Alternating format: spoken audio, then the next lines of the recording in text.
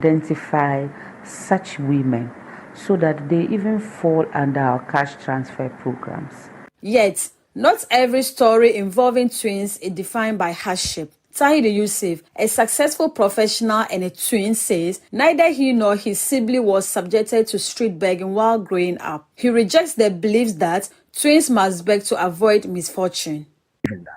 I don't believe in that. You know, like I said, growing up, our mother and father didn't do that. They didn't use us to beg. So for us, no. So it's just a perception that people carried across or carried around.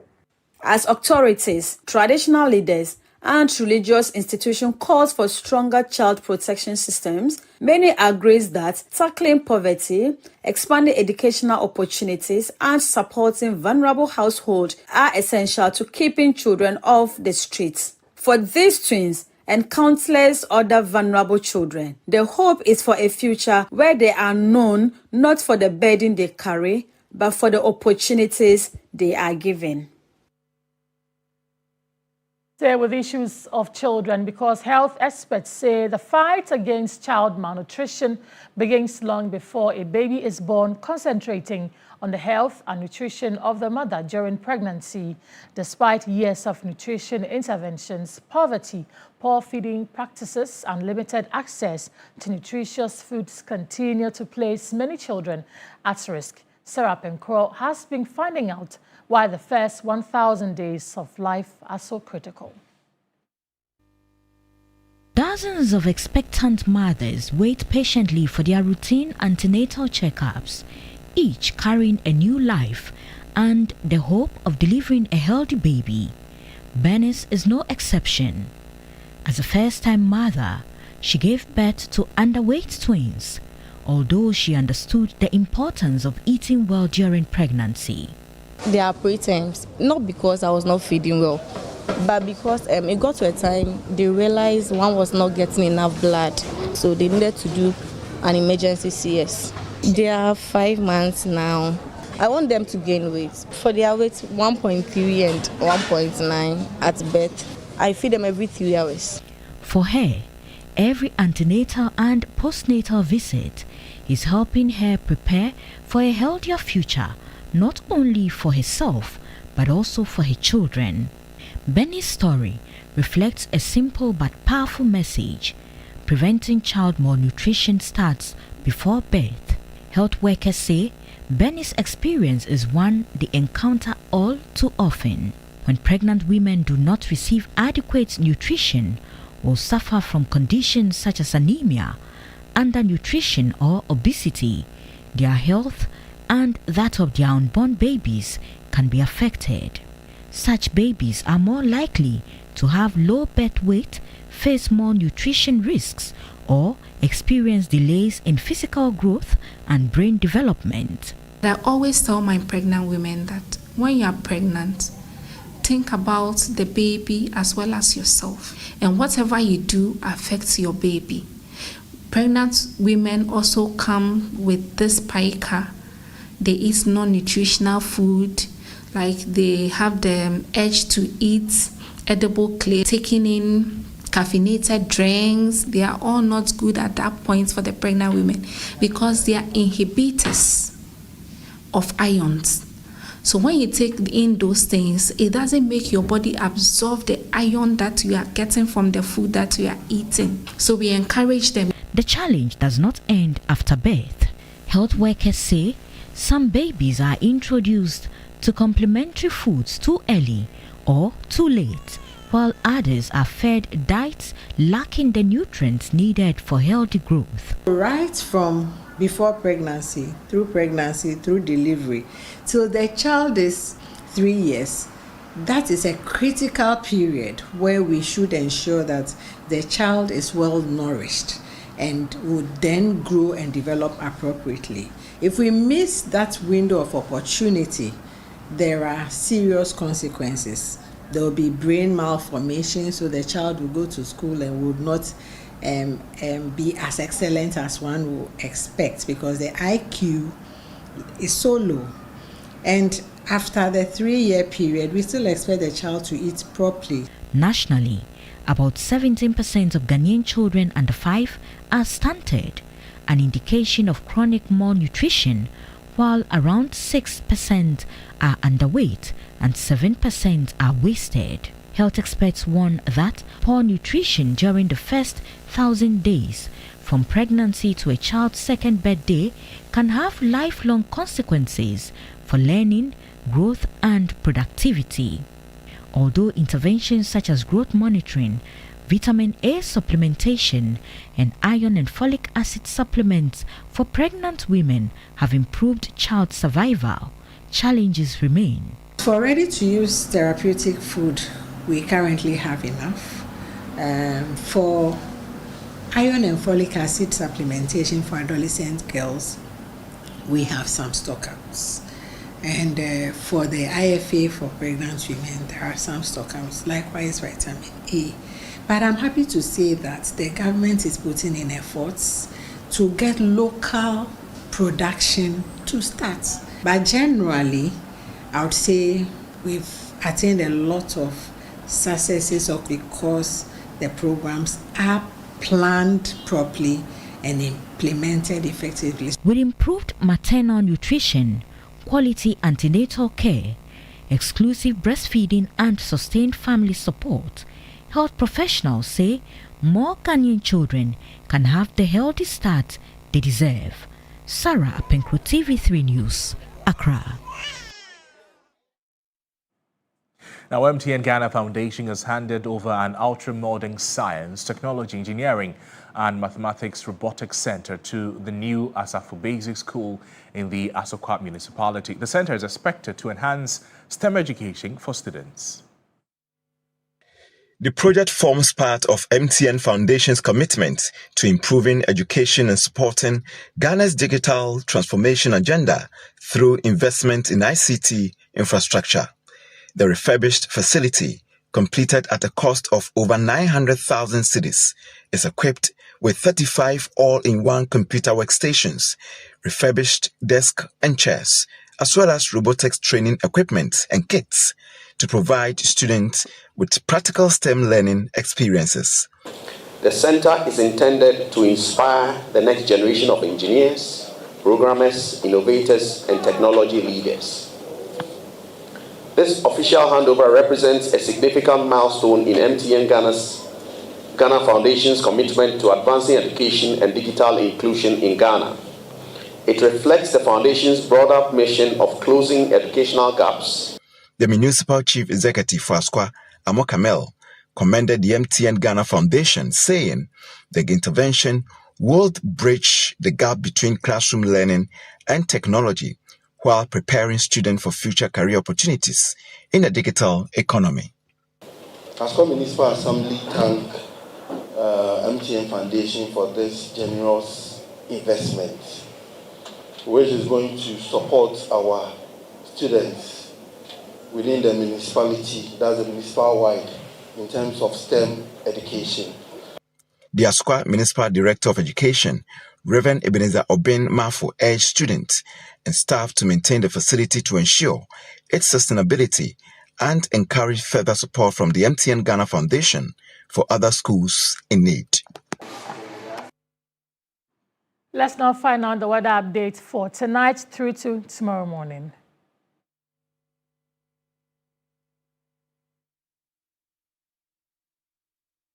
Is brought to you by Syntex Tank.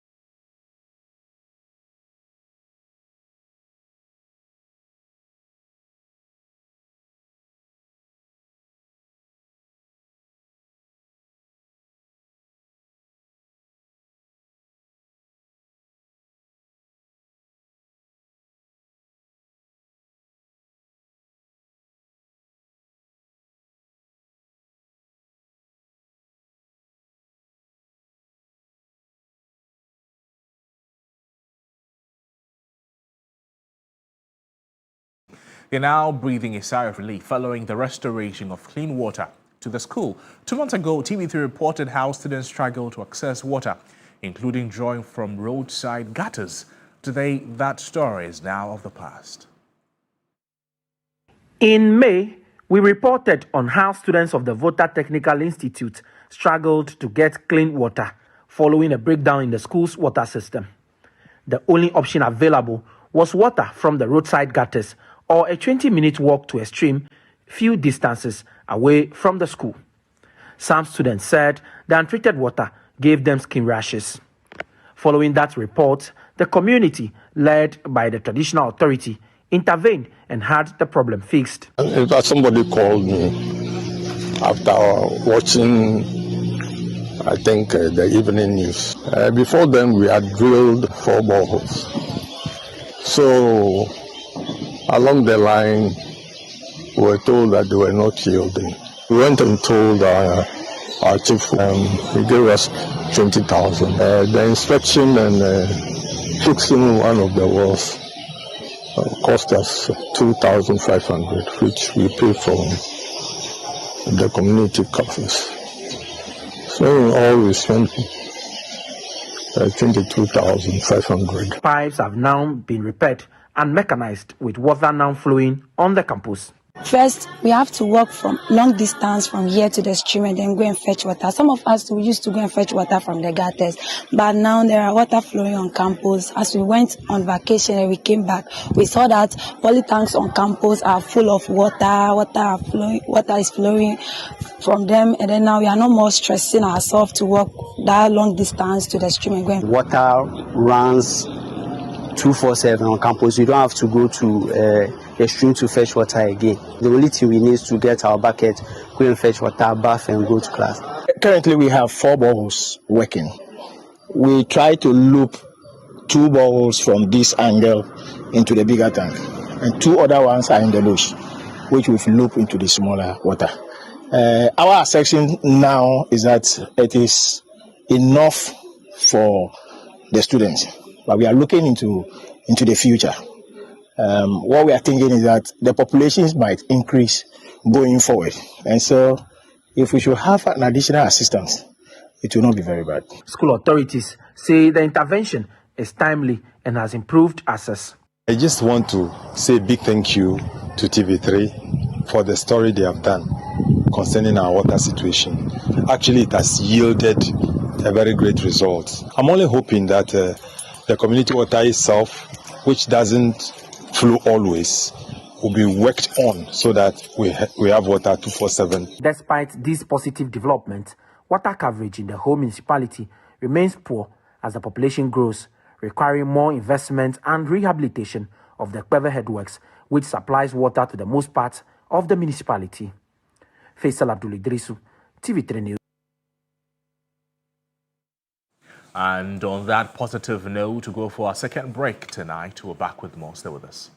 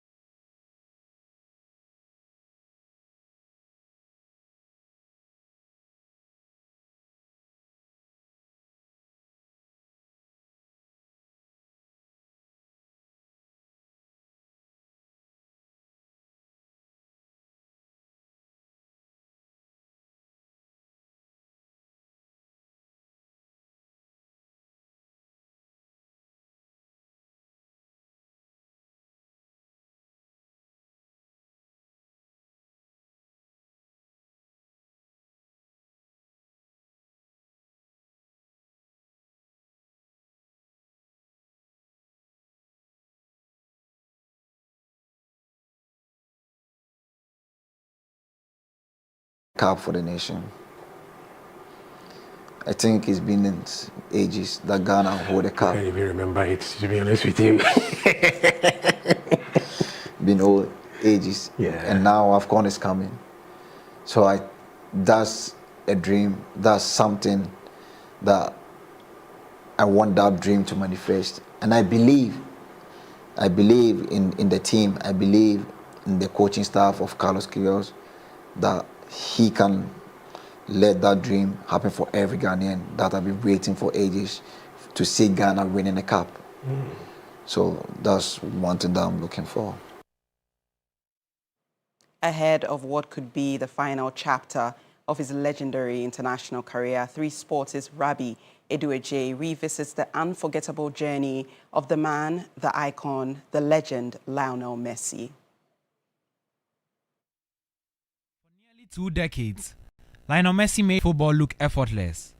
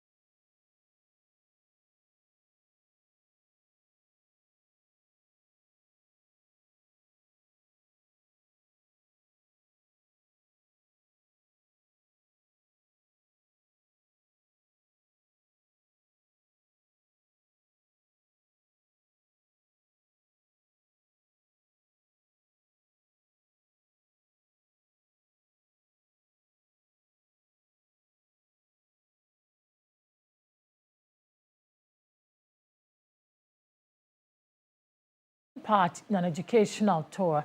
Dozens of others, including staff, were injured in the accident in Kachowa district, eastern Uganda. Preliminary investigations suggest the bus had a mechanical fault before the driver lost control on Chekwatir Hill, a stretch of the road. That has been the site of several serious crashes, according to local officials.